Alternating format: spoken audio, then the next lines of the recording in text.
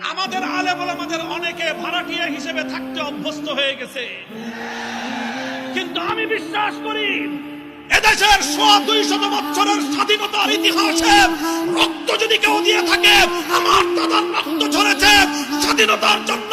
রক্ত দিয়ে থাকলে আমার পূর্বপুরুষরা রক্ত দিয়েছে।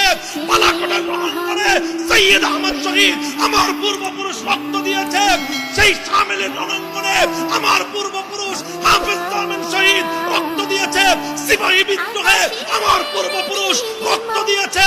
1916 সালে তাহরিকের ইসলামুল রক্ত দিয়েছে শাইখুল মাহমুদ হাসান দেওবন্দি। কারাগারে বন্দী হয়েছে আমার পূর্বপুরুষ শাইখুল ইসলাম হোসেন আহমদ মাদানী। 1952 ভাষা আন্দোলনে রক্ত দিয়েছে তামাদ্দুন মজলিসের লোকজন। 1954 সালে যুক্তফ্রন্ট গঠন করেছে আমার দাদারা, আমার পূর্বপুরুষ মাওলানা আজহার আলী